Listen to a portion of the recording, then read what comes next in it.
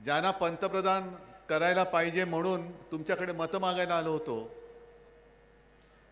आणि त्यांनी पंतप्रधान व्हावं म्हणून ज्यांना मतदान करा हे सांगायला आलो होतो, आज त्यांना खुर्चीवरून खाली खेचा हे सांगायला आलेलो आहे. कारण संजयजी, तुम्ही जे सांगितलं, अंबादास तुम्ही सुद्धा बोललात की पुसद म्हटल्यानंतर साहजिकच आहे वसंतरावांची आठवण आल्याशिवाय राहत नाही. आणि मी लहान होतो, आपल्याला सर्वांना माहिती आहे, संपूर्ण महाराष्ट्राला माहिती आहे, कदाचित नवीन पिढीला कल्पना नसेल, पण हिंदू हृदय सम्राट शिवसेना प्रमुख बाळासाहेब ठाकरे आणि वसंतराव यांचे खूप घट्ट असे ऋणानुबंध होते, स्नेहसंबंध होते. आणि काही वेळेला मी सुद्धा बाळासाहेबांसोबत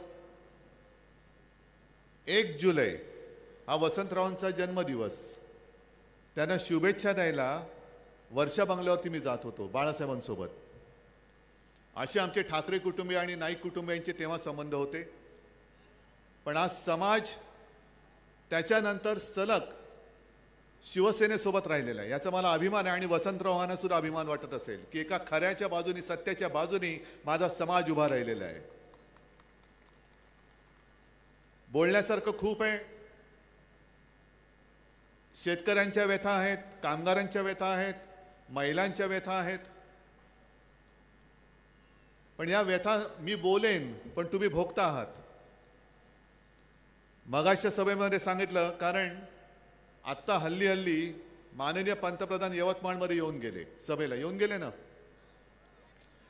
आणि आम्ही मुंबईमध्ये पेपरमध्ये वाचलं की 2014ला सुद्धा ते आले होते असं म्हणतात, 19ला पण आले होते असं म्हणतात. कारण त्यांना कोणीतरी सांगितले की यवतमाळमध्ये सभा घेतली तर तुम्ही यशस्वी व्हाल. याचा अर्थ तुम्हाला कळला काय? याचा अर्थ असा की तुमचं नशीब त्यांच्या हातात नाही आहे, त्यांचं नशीब तुमच्या हातामध्ये आहे.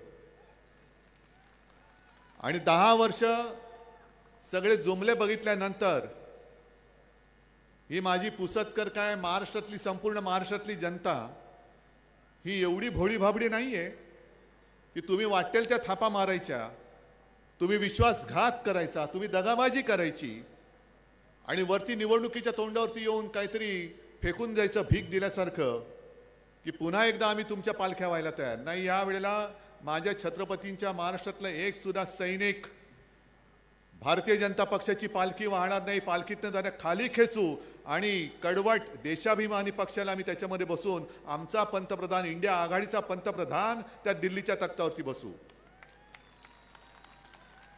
कारण आम्हाला सुद्धा असं वाटलं होतं की हे जे काय सगळं चाललेलं आहे, म्हणजे तेव्हा सुद्धा त्याच्यावरती एक उत्तर म्हणून मोदीजींना आपण पंतप्रधान केलं पाहिजे. कोणाच्याही ध्यानीमनी नव्हतं. 2014 साली भारतीय जनता पक्षाला सुद्धा आत्मविश्वास नव्हता की निवडून येतील की नाही. पण 30 वर्षांनंतर आपल्या देशात एका पक्षाचं सरकार दिल्लीत आलं होतं. अभिमान मलाही वाटला होता. मी गेलो होतो त्यांच्या शपथविधीला. 2019 मध्ये आणखीन पुढे गेले, 300च्या वरती गेले, आणखीन अभिमान वाटला. पण 14 साली लोकसभा निवडणुकीत शिवसेना भारतीय जनता पक्ष युती होती. मधल्या काळामध्ये ती त्यांनी तोडली होती.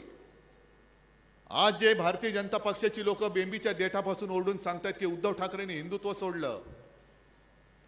सोडलं का रे? पण मी हिंदुत्व न सोडता देखील मुस्लिम समाज मोठ्या प्रमाणावरती माझ्यासोबत येतोय. याचं कारण मी भारतीय जनता पक्षाला सोडलं. भारतीय जनता पक्षाचं, भाजपाचं मी हिंदुत्व नाचलेलं, बुरसटलेलं आहे ते सोडलं. हिंदुत्व मी सोडलं नाही. आणि आमचं जे खरं हिंदुत्व आहे शिवसेनेचं, ते मी अनेकदा सांगितलेलं आहे, पुन्हा पुन्हा सांगतो, कारण कोणाचा गैरसमज होऊ नये म्हणून सांगतो. जे हिंदुत्व माझ्या आजोबांनी मला शिकवलं, जे हिंदुत्व हिंदू हृदय सम्राट शिवसेना प्रमुखांनी मला शिकवलं, ते हिंदुत्व घरातली चूल पेटवणार आहे. आणि भारतीय जनता पक्षाचं हिंदुत्व एक घर पेटवणारं हिंदुत्व आहे. आम्ही चूल पेटवतो. आमच्या मनामध्ये राम आहे, हृदयात राम आहे, पण हाताला काम देणारं आमचं हिंदुत्व आहे. आज सुद्धा म्हणजे काल परवापासून सुरू झाले एक नवीन कायदा ते आता आणतायत देशात. कोणता? तो सीए. कळलंय तुम्हाला? म्हणजे आपल्या देशाच्या बाहेर जे कोणी भयभीत झालेले हिंदू असतील, जैन असतील, पारसी असतील, शीख असतील, त्यांना आपल्या देशात येऊ द्या, जरूर येऊ द्या. पण हा सुद्धा एक निवडणुकीचा जुमला आहे. कारण आता 2-3 दिवसामध्ये आचारसंहिता जाहीर होईल. आधीच त्या कायद्याच्या विरुद्ध जेव्हा मी मुख्यमंत्री झालो होतो, नोव्हेंबरमध्ये शपथ घेतली आणि डिसेंबरमध्ये त्यांनी हे भूत आपल्या देशामध्ये नाचवलं होतं, सीए आणि एनआरसी. एक भीती सगळ्यांच्या मनात निर्माण झाली होती, खास करून आसामच्या जनतेमध्ये, की आमच्या या इथल्या राहण्याचं सर्टिफिकेट नसेल तर आमचं काय होणार, असं काहीतरी तो विचित्र कायदा होता.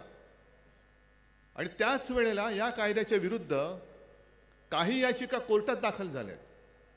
त्या याचिकांचा अजून निकाल लागलेला नाही आणि आज परत त्यांनी सीएची अधिसूचना जाहीर केली.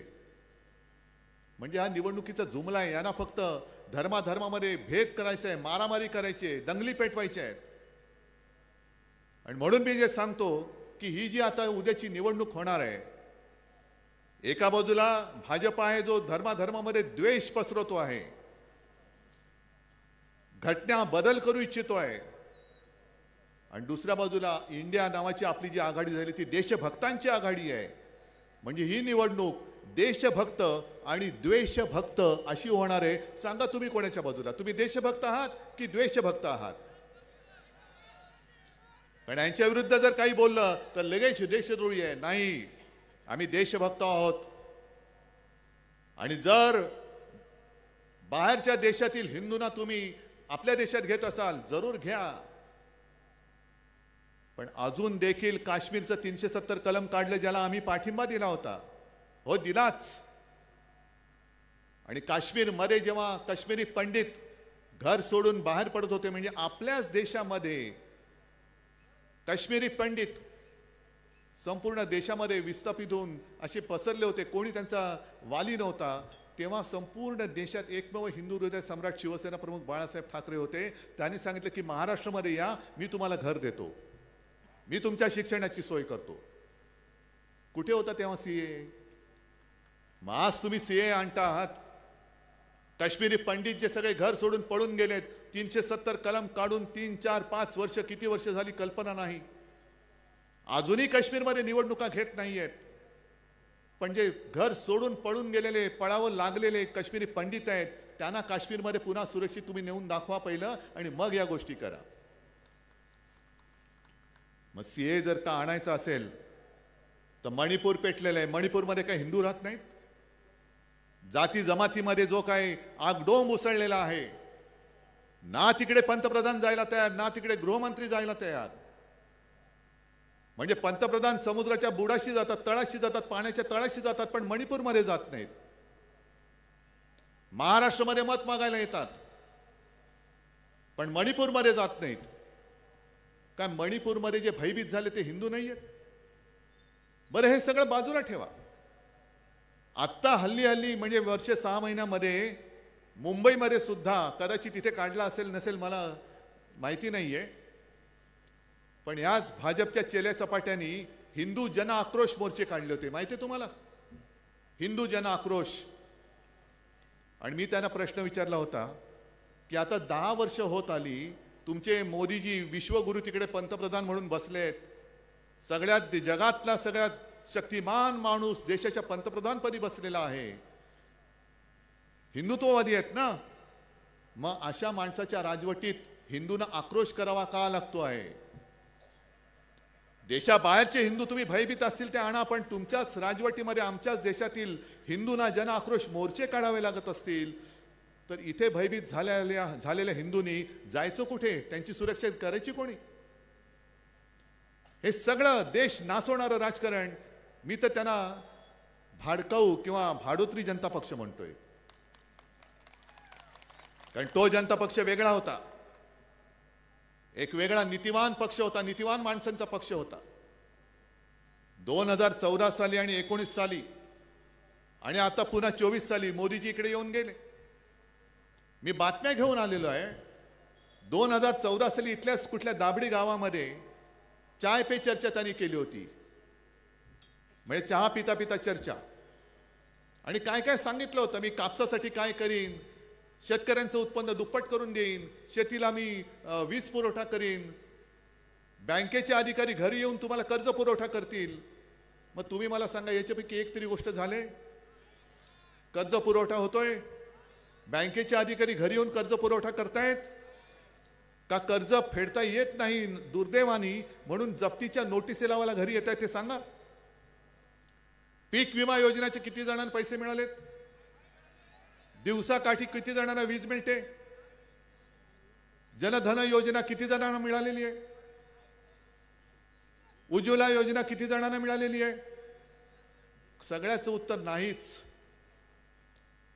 आणि त्यावेळेला जे सांगितलं होतं अच्छे दिन आएंगे, आता मी सांगतोय, आता मोदीजी तुमची राजवट संपते, आता देशाला खरे अच्छे दिन येणार आहेत.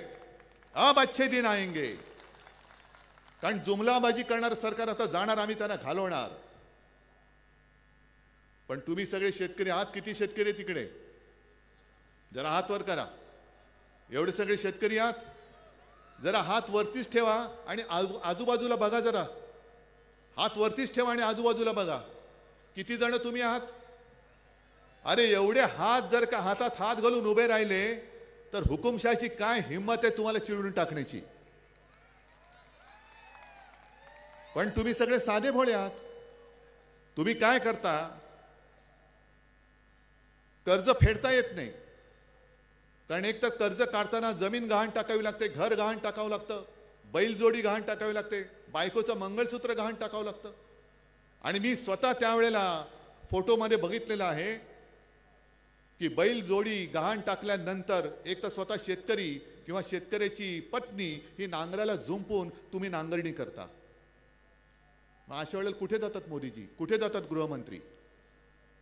सगळं गहाण टाकून तुम्ही कर्ज घेता, पीक हातातोंडाशी येते असं वाटताना कधीतरी अवकाळीचा फटका बसतो, कधी दुष्काळ येतो, हमी भावाचा पत्ताच नाहीये, विमा तर मिळतच नाहीये, आणि मग बँकांचे तगाने मागे लागतात. आणि माझा शेतकरी हा भोळा भाबडा आहे, प्रामाणिक आहे, नीतिवान आहे. तो मोदीजींच्या मित्रासारखा कर्ज बुडवून पळून परदेशात पळून जाणारा माझा शेतकरी नाहीये. गेल्या 75 वर्षात 70 वर्षामध्ये मला एक तरी शेतकरी असा दाखवा की जो बँकेचं कर्ज बुडवून परदेशात पळून गेलाय, परदेशात मजा मारतोय, लग्न पार्ट्या करतोय, पण बँक बुडवून गेलेला आहे. नाही, हे सगळे बँक बुडवे जे आहेत त्यांचं तुम्ही रक्षण करतात. म्हणजे मला संताप एका गोष्टीचा येतो की विदर्भामध्ये जास्तीत जास्त आत्महत्या यवतमाळमध्ये होतात, झाल्यात. आणि त्या आत्महत्यांमध्ये सुद्धा किती जणांना पात्र केले, किती अपात्र केलेत, आहे का हिशोब? म्हणजे प्रशासनाच्या मनात आलं तर हा पात्र, प्रशासनाच्या मनात आलं तर हा अपात्र. गेल्या वर्षात काही हजार शेतकऱ्यांनी इकडे आत्महत्या केलेत. आणि आमचे मोदीजी येऊन गेले, मोदीजींच्या सभेला किती खर्च झाला? 12 करोड. मग 12 करोड जर चांगला माणूस असता, एखादा संवेदनशील, जे म्हणतात मोदी परिवार, जर मोदीजी तुम्हाला हा शेतकरी तुमचा परिवार वाटत असता तर तुम्ही इकडे नुसता तुमच्या व्हिजिटवरती 12 कोटी रुपयांचा चुराडा नसता केला, ते 12 कोटी रुपये माझ्या ह्या शेतकऱ्यामध्ये वाटून टाकले असते तुम्ही. आत्महत्या झालेल्या शेतकऱ्यांच्या कुटुंबामध्ये ते वाटले असते. बघा, करा हिशोब करा, 12 कोटी भागिले किती, गुणिले किती, एवढ्या जणांचा कुटुंब सावरलं गेलं असतं. पण थापा मारायला तुमच्याकडे 12 कोटी आहेत, पण माझ्या कष्ट करणाऱ्या शेतकऱ्याला द्यायला तुमच्याकडे पैसा नाही. गद्दार फोडायला, सरकार पाडायला तुमच्याकडे पैसे आहेत, पण आपल्या अन्नदात्याला द्यायला तुमच्याकडे पैसे नाहीत. आणि तरी देखील निर्लज्जपणाने सांगतायत. तेव्हा सांगितलं होतं की 2022 पर्यंत तुमचं उत्पन्न दुप्पट करेन. आज लागवडीचा खर्च दुप्पट तिप्पट झालेला आहे. कोणाचं एकाचं तरी उत्पन्न दुप्पट झालं असेल तर मी त्याचा इकडे सत्कार करतो. आहे कोणीकडे? आहे? लागवडीचा खर्च वाढलाय की नाही वाढला? वीज वेळेवर मिळते? बरं, बियाणं तरी खरं चांगलं मिळतं का? मोदीजींच्या आश्वासनाप्रमाणे ते सुद्धा बोगस बियाणं आहे. यांचं बियाणं सुद्धा बोगस आणि यांच्या थापा सुद्धा बोगस. हे जुमले आहेत नुसते. आणि 2014 साली त्यांनी सांगितलं होतं की जो प्रामाणिक असेल त्याला मी बक्षीस देईन आणि जो गुन्हेगार असेल, भ्रष्टाचारी असेल, त्याला मी शिक्षा देईन. मी तो फोटो नाही आणलेला, मला वाटतं गेल्या वर्षीच्या राखी बंधनाचा. कोण होतं रे? का गेल्या भाजपमध्ये? भाजप म्हणजे शिवसेना सोडून ईडी, इन्कम टॅक्स, सीबीआय, बरोबर ना? त्यांचे कोणतरी एक जवळचे त्यांना तुरुंगात टाकलं होतं, मग घाबरून गेला तिकडे. आणि यांची गॅरंटी कशी आहे की ते सगळ्यांना विचारतात, पहिला आरोप करतात. इथल्या खासदारावरती भ्रष्टाचाराचे आरोप कोणी केले होते? भाजपने केले होते ना. त्यांचाच तो एक कोणतरी बोबडा इकडे येऊन बोंबलून गेला होता. आणि त्यांनी बोंबलला एका व्यक्तीला अटक झाली आणि लगेच विकासासाठी ह्या तिकडे गेल्या आणि राखी बांधली की मी सगळं पाप केलंय, आता तुम्हीच मला वाचवा. मग त्यांनी सुद्धा सांगितलं की डरो मत, क्या किया है? भ्रष्टाचारी तो किया है ना, साथ में आ जाओ, आपको कुछ नहीं होगा, ये मेरी गॅरंटी आहे, मोदी गॅरंटी आहे. मग ते सगळ्यांना विचारतात, काय रे बाबा कितीचा घोटाळा केलायस? मग सांगतात 5 कोटी. 5 कोटी याला कोण रे? कोणी आणलेला? घेऊन जा. कितीचा केला? 25 कोटी. अरे काय तुम्ही माणसं, कशी माणसं आणता? घेऊन जा. 500 कोटी, हा थोडं जरा बाजूला ठेवा. 1000 कोटी, हा थोडं जवळ आणा. 70,000 कोटी, अरे याला घ्या ना, याला उपमुख्यमंत्री करा.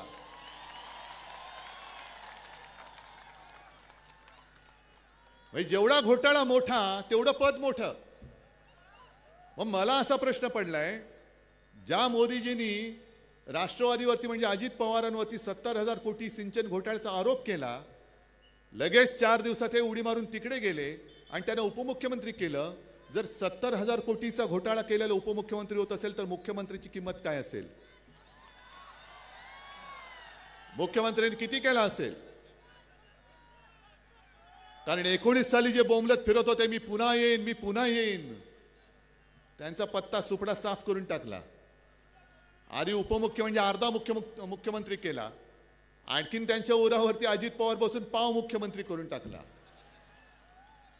म्हणजे ही हालत भारतीय जनता पक्षाच्या कार्यकर्त्यांची आहे. मला खरंच दया येते, मी कुत्सिततेने म्हणत नाही. कदाचित देवेंद्र फडणवीस असं म्हणतील की उद्धव ठाकरे टोमणे मारतात. नाही हो, टोमणा बिमणा मारत नाही, मी खरं बोलतो. कारण भारतीय जनता पक्ष नाही म्हटलं तरी 30 वर्ष मी ओळखतोय त्यांना. अनेक जुने कार्यकर्ते, म्हणजे पहिली भारतीय जनता पक्षाची ओळख करून दिली ती प्रमोद महाजन आणि गोपीनाथराव मुंडे यांनी. त्यांच्यानंतर त्यांच्या सोबत आले ते इथले बाजूचे आपले नागपूरकर, कोण? नितीन गडकरी. काय रुबाब होता आपल्या युती सरकारमध्ये. शिवसेना प्रमुखांचं जे स्वप्न मुंबई पुणे रस्ता पूर्ण करण्याचं या धाडसी माणसाने करून दाखवलं. अभिमान होता गडकरींबद्दल, नक्कीच. पण गेल्या आठवड्यामध्ये भारतीय जनता पक्षाची जी उमेदवारांची पहिली यादी जाहीर झाली त्याच्यामध्ये मोदीजींचं नाव आहे, अमित शहांचं नाव आहे, मुंबईच्या कृपाशंकर सिंहचं नाव आहे. कोण कृपाशंकर सिंह आहे ना? कोणी आरोप केले होते? बीजेपी. म्हणजे कृपाशंकर सिंग सारखा बरबटलेला माणूस असं भाजप म्हणायचे. त्यांचं नाव मोदींच्या बरोबर आहे, पण आमच्या गडकरींचं नाव मोदीजींबरोबर नाहीये. कधी त्यांना उमेदवारी देणार नाही देणार आता सुद्धा मी बोलताना आज दिली असेल मला कल्पना नाही. नाहीतर मी गडकरीजींना 2 दिवसापूर्वी बोललो होतो तेच परत बोलतोय की गडकरीजी, तुमचा अपमान होत असेल तर लाथ मारा त्या भाजपला आणि या महाविकास आघाडीत आम्ही तुम्हाला जिंकून आणतो. आम्ही देतो तुमचं मानाचं पान वाढून. आमचं सरकार येते, आम्ही तुम्हाला मंत्री करतो आणि नुसती आत्ता दिली होती तशी नुसती खुर्ची देणार नाही, तो तुम्हाला अधिकारासह खुर्ची देतो मंत्रिपदाची. या पण दाखवा महाराष्ट्राचं पाणी काय आहे. हा महाराष्ट्र त्याही वेळेला छत्रपती शिवाजी महाराजांनी दाखवून दिले. आग्र्यात गेल्यानंतर औरंगजेबासमोर न झुकणारा महाराष्ट्र. तुम्ही का झुकताय त्यांच्या समोर? अहो देणार हे बसले तिकडे, ते जर का यांच्याकडे मागायला येत असतील तर हे लोक तुम्हाला नाही देऊ शकत. मोदीजींना जर का माझ्या महाराष्ट्राच्या जनतेची मतं पाहिजेत, माझ्या यवतमाळची मतं पाहिजेत म्हणून मोदी जर का इकडे येत आहेत तर गडकरीजी तुम्ही कशाला घाबरता? तुमचं, मी परत सांगतो, तुमचं नशीब मोदींच्या हातात नाही, मोदीजींचं नशीब तुमच्या हातामध्ये आहे. आणि शेतकऱ्यांना खास करून सांगतोय की बाबांनो, तुम्ही हताश होऊ नका, अजिबात नाहीये. तुम्ही साधे भोळे, जी मी म्हटलं तुम्हाला की काय करणार आता, जीव देण्याखेरीज पर्याय नाही. मुलाचं गणवेश आणायला पैसे नाहीयेत, मुलाची फी भरायला पैसे नाहीये, मुलाच्या शाळा प्रवेशाला पैसा नाहीये, कुटुंबियांच्या उपचारासाठी पैसे नाहीयेत, बँकेचा तगादा लागलेला आहे, अवकाळी पडलेला आहे, दुष्काळ पडलेला आहे, हमीभाव मिळत नाहीये. मग आता जगून उपयोग काय? मी करू तरी काय? आत्महत्या करून मोकळा होतो. नका करू असं पाप. ज्यांनी ज्यांनी आत्महत्या केली त्यांची घरं आज उघड्यावरती पडलेली आहेत. जर करणार असाल तर एकच करा, हिम्मत करून शेतकरी बनून मतदान करा. तुम्हाला पाहिजे असलेलं सरकार तुम्ही निवडून आणा. जसं उत्तरेतले शेतकरी रस्त्यावरती उतरलेत, एकदा नाही दुसऱ्यांदा उतरलेत. 1-1.5 वर्षापूर्वी ते शेतकरी उतरले होते रस्त्यावरती. 7-8 महिने रस्त्यावरती ऊन वारा थंडी पाऊस काय कशाची पर्वा नाही केली, गेले चालून लाल किल्ल्यावरती. त्या शेतकऱ्यांना अतिरेकी म्हणण्यापर्यंत त्यांची पाळी गेली होती.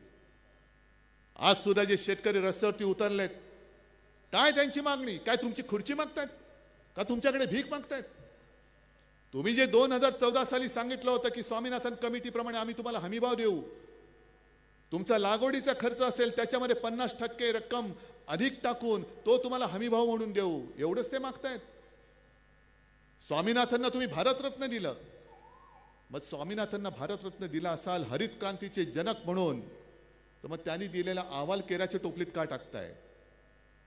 त्यांना जर का तुम्ही त्यांच्या शिफारशी मानल्या तर त्यांना भारतरत्न दिलं नसतं तरी चाललं असतं, पण त्यांचा अहवाल मानला असता तर त्यांना केवढं एक पुण्य लाभलं असतं, त्यांना समाधान लाभलं असतं की मी माझ्या शेतकऱ्यांना काहीतरी देऊ शकलो. पण ते तिथले शेतकरी उतरले, त्यांच्यावरती अश्रुधूर सोडले जातात, लाठीमार केला जातो, रबरी गोळ्या चालवल्या जात आहेत, तारीची कुंपणं टाकतायत, खिळे टाकतायत, तरी पण हटत नाहीये. ट्रॅक्टर घेऊन चाललेत, रेटा लावलाय दिल्लीला, चलो दिल्ली. तशा माझ्या महाराष्ट्रातल्या शेतकऱ्यांनी सांगितलं पाहिजे की आता बस झालं, तुम जाओ घर जाओ, आपकी बार भाजपा तडीपार. आम्ही तुमच्या थापा 10 वर्ष सहन केल्या, 10 वर्ष आम्ही तुम्हाला सहन केलं. ह्याच्या पुढे आम्ही सहन करू शकत नाही, कारण 10 वर्ष संपूर्ण देशाच्या आयुष्यातली फार मोठी होतात. 14 साली आम्हाला जे मृगजाल दाखवलं होतं ते 2019 आहे, 19 साली दाखवलं 24चं, आणि 24 साली दाखवतं 2047चं. अरे 47 साली असणारे कोण? तुम्ही आम्ही कोणत्या 47 साल बघायला असणार आहोत? पण कुठे फसतो आपण? चला, मी तुमच्यासमोर सगळ्यांना माझ्या स्टेजवर बसलेल्यांना आव्हान देतो की तुमच्यापैकी एकाने सांगायचं की समोर बसलेल्यांना सांगायचं मला मत द्या, मला म्हणजे प्रत्येकाला, मी तुम्हाला चंद्रावर घर देतो. देताय कोणी? देताय? मी सांगतो मी तुम्हाला घर देतो. मग तुम्ही काय म्हणाल? अरे चंद्रावर घर देता येणार नाही माहिती, हे पण नाही म्हणतायत, पण हा म्हणतोय देऊ शकतो, तर देऊन याला मत दिलं तर, कदाचित दिलं तर चंद्रावर घर, आणि तुम्ही देता मत. मग ते झालं की सांगतो मी तो इलेक्शन का जुमला था, ऐसे जुमले तो करणे ही पडते. अरे त्याच्यासाठी त्याचा जीव गेला ना. पण नोटबंदी केली, त्याच्यामध्ये जीव गेला, कुठे काळा पैसा गेला. आणि आज तर परिस्थिती अशी आली, तरी बरं मी सुप्रीम कोर्टाचं अभिनंदन करतो. फक्त सुप्रीम कोर्टाने आता ती जी भूमिका घेतली ती कणखरपणाने पार पाडली पाहिजे, नुसता ताशेर मारून चालणार नाही. जे मोदी सांगतात सगळ्यांना, आणि भाजप ओरडून सांगतोय काँग्रेसने देश को लुटा, काँग्रेसने देश को लुटा. मग त्या प्रशांत भूषणनी जी एक याचिका केलेली आहे निवडणूक रोखे, त्याचा हिशोब बाहेर आलाय आता, आणि त्या हिशोबामध्ये कोणी कोणाला किती पैसे दिले याच्याबद्दलची याचिका आहे. स्टेट बँकेने सांगितलं की आम्हाला अधिक 3 महिने द्या. कशाला 3 महिने? तुम्ही माझ्या शेतकऱ्याला जी बँक कर्ज देते त्यांनी वेळेवर कर्ज नाही भरलं तर त्याचा पत्ता तुमच्याकडे आहे, त्याच्या घरावर जो नोटीस लावण्यासाठी बरोबर सगळी माहिती आहे. पण हजारो कोटी रुपये ज्यांनी भारतीय जनता पक्षाला दिले अशी किती लोक आहेत, आणि त्यांची माहिती तुमच्याकडे नाही. ती माहिती द्यायला तुम्हाला 3 महिने लागतात. म्हणजे स्टेट बँक सुद्धा भाजपची दलाल झाली की काय, भाजपची गुलाम झाली की काय? आणि जो हिशोब आलेला आहे पेपरमध्ये, काँग्रेसला जे 60 वर्षात जमलं नाही ते भाजपाने करून दाखवलं. काय केलं काँग्रेसनी, काय केलं भाजपनी? भारतीय जनता पक्षाच्या खात्यात किती पैसे आहेत? किती आहेत? 7,000 कोटी. आणि काँग्रेसच्या खात्यात किती आहेत? 700 ते 800 कोटी. कोणी देशाला लुटलं? भाजपने लुटलं ना. किती वर्षात लुटलं? गेल्या 5-7 वर्षात लुटलेलं आहे. म्हणजे काँग्रेसला 60 वर्षात नाही जमलं ते भाजपनी लुटून 7 वर्षात करून दाखवलं. मग देशाचा लुटारू कोण, काँग्रेस की भाजप? आणि या लुटारूंच्या हातात परत आपण देश देणार लुटायला? लुटा रे लुटा, छान लुटताय, मस्त लुटताय, लुटा लुटा लुटा. आम्ही बघतो हे लुटारू आहेत, हे दगाबाज आहेत. अरे ज्या शिवसेनेने, ज्या शिवसेना प्रमुखांनी, मोदी साहेब जेव्हा अटल बिहारी वाजपेयी पंतप्रधान होते तेव्हा तुम्हाला ते उचलून केराच्या टोपलीत टाकायला निघाले होते. देशात एकमेव माणूस असा होता, हिंदू हृदय सम्राट शिवसेना प्रमुख बाळासाहेब ठाकरे. त्यांनी सांगितलं नाही मोदी गया तो गुजरात गया. आणि त्यांच्यानंतर जेव्हा राजनाथ सिंह होते यांचे अध्यक्ष, 2013 साल असेल, 2014 साल असेल, मला अचानक त्यांचा फोन आला, उद्धव जी आपके साथ एक बात करनी है, आपकी एक सलाह लेनी है. म्हटलं राजनाथ जी कहिए. कल हमारे पार्लियामेंट्री बोर्ड की मीटिंग होने जा रही है और हम प्रधानमंत्री के नाम के पद के नाम के लिए ये नरेंद्र मोदी जी का नाम हम देना चाहते हैं, आपकी क्या सलाह है? म्हटलं बिल्कुल करो, हम आपके साथ है. म्हणजे माझ्या वडिलांनी तर यांना वाचवलंच. आणि मोदीजी पहिल्या प्रथम भाजपाच्या व्यतिरिक्त जर कोणत्या पक्षाने तुमच्या नावाला संमती दिली असेल तर ती माझ्या शिवसेनेने तुम्हाला दिलेली होती. आणि असा हा पक्ष, अशी ही माझी सोन्यासारखी माणसं आज तुम्हाला अचानक भ्रष्टाचारी वाटायला लागली. पक्ष फोडलात. बरं फोडला नाही, शिवसेना संपवायला निघालात, उद्धव ठाकरेला संपवायला निघालात. हे तुमचं हिंदुत्व आहे? ही दगाबाजाची अवलाद. आम्हाला सुद्धा छत्रपती शिवाजी महाराज यांनी शिकवणूक दिलेली आहे, प्रेमाने मिठी जरूर मारा, पण कोणी जर का पाठीत वार केला तर त्याचा कोथळा बाहेर काढल्याशिवाय राहू नका. तुम्ही आमचा गैरफायदा घेतलात, माझ्या शिवसेनेचा पाठिंबा घेतलात. पंतप्रधान पदाची माडी चढल्यानंतर तुम्हाला शिवसेना नकोशी झाली, तुम्ही माझा पक्ष फोडलात, गद्दारी करायला लावलीत पक्षामध्ये. आणि माझं पक्ष चिन्ह त्या गद्दाराला दिलं, पक्षाचं नाव त्या गद्दाराला दिलं. मग मी आव्हान देतोय, मी इकडे जनतेच्या मध्ये येऊन उभा राहतो. मेंढेनी यावं, त्या नार्वेकरनी यावं आणि या लोकांमध्ये पोलीस प्रोटेक्शन शिवाय येऊन सांगायचं शिवसेना कोणाची. हिम्मत असेल तर येऊन दाखव. अरे निवडणूक आयोगाला आम्ही 19,40,000 शपथपत्र आणि सदस्यपत्र दिली तिकडे, कारण त्यांनीच मागितली होती. एक जवळपास 4-5 महिने तुमच्यापैकी सुद्धा अनेक जणांनी भरून दिली असतील. दिली ना. 100 रुपयाच्या स्टॅम्प पेपरवरती प्रतिज्ञापत्र दिली पदाधिकाऱ्यांची आणि सदस्यपत्र दिली 19,40,000. तो निवडणूक आयुक्त, त्याचं नाव मी धोंड्या ठेवले. धोंड्या तू काय तुझ्या बुडाशी घेऊन झोपलास? आणि सुप्रीम कोर्टाने जे परवा सांगितले की विधिमंडळाच्या जोरावरती, बहुमताच्या जोरावरती तुम्ही पक्ष कोणाचा ठरवता आहात, हे आमच्या निर्णयाच्या बाहेर नाही का? म्हणून मला सुप्रीम कोर्टाला परत विनंती करायचं आहे की तुम्ही सर्वोच्च आहात, पण लोकशाही जोपर्यंत जिवंत आहे तोपर्यंत तिला औषध द्या. लोकशाही मेली आणि मग तुमचं औषध आलं तर काही उपयोग होणार नाही, तोपर्यंत लोकशाही मेलेली असेल. ही लढाई उद्धव ठाकरेची नाही, ही लढाई शिवसेनेची नाही, ही या देशाच्या लोकशाहीची लढाई आहे. लोकशाही जिवंत राहणार की नाही ही लढाई आहे. आणि सर्वोच्च न्यायालय निकाल देईल तेव्हा देईल. मी तुमच्या न्यायालयात आलोय, तुम्ही मला निर्णय नाही देणार आहात की नाही? मी जनतेच्या न्यायालयात आलोय, कारण माझ्या देशामध्ये लोकशाही आहे आणि माझ्या देशामध्ये जनतेचं मत पंतप्रधान ठरवत असेल तर माझं सुद्धा नशीब ठरवण्याचा अधिकार केवळ आणि केवळ माझ्या जनतेला आहे. ते नरेंद्र मोदी किंवा भाडखाऊ जनता पक्षाला नाहीये. कसली भाडोत्री माणसं आणता तुम्ही? कुठून आणता? आजपर्यंत जी लोक पक्ष वाढवण्यासाठी राबली, रक्त आटवलं, त्यांनी घरदार सोडून दिलं. पण ह्या ना मोदी परिवार, मोदीजी तुमच्या परिवारमध्ये माणसं नाही, तुमच्या परिवारामध्ये फक्त तुमची खुर्ची आहे, तुमचं प्रेम तुमच्या खुर्चीवर आहे, माझ्या देशातल्या जनतेवरती तुमचं प्रेम नाही आहे. मोदी परिवार म्हणजे फक्त मीच, मी आणि मीच, दुसरा कोणी असता कामा नये. हे ह्याला आम्ही परिवार नाही म्हणत, हा सगळा परिवार हा माझा परिवार आहे. जसं मी मुख्यमंत्री असताना माझे कुटुंब, माझी जबाबदारी, कुटुंब सुद्धा तुम्हाला मानलं, तुम्ही सुद्धा मला कुटुंबातला एक मानला आणि मी तुमची जबाबदारी तेव्हाही घेतली होती. आणि हुकुमशाहीपासून वाचवण्यासाठी आज सुद्धा माझ्या कुटुंबाची जबाबदारी मी आज घेतोय. पण भाजपाचं जे मी सांगत होतो, या काही बातम्या तुमच्यापर्यंत येणारच नाहीयेत. एक व्यक्ती जिचं नाव प्रशांत कुमार जगदेव आले तुमच्यापर्यंत, माहितीये कोणाला? कुठे होते, कुठे आहेत माहितीये? ही व्यक्ती ओरिसा मधली नवीन पटनायक त्यांच्या पक्षामध्ये होती. गेल्या 1-1.5 वर्षापूर्वी नवीन पटनायक यांनी त्यांना पक्षातून काढून टाकलं होतं, गेट आउट. कारण काय होतं? कारण त्यांनी भारतीय जनता पक्षाच्या कार्यकर्त्यांवरती गाडी घुसवली होती. एक 15-20 लोक कार्यकर्ते भाजपचे जखमी झाले होते, एक पोलीस अधिकारी जखमी झाला.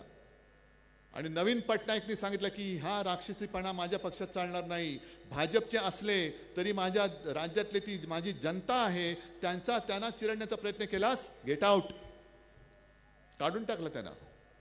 आणि नवीन पटनायकने काढल्यानंतर ह्या भाडकाऊ जनता पक्षाने वाजत गाजत त्या जगदेवला भाजपामध्ये घेतला आणि ज्यांना चिरडलं होतं त्यांच्या उरावरती आता उमेदवार म्हणून लादलाय.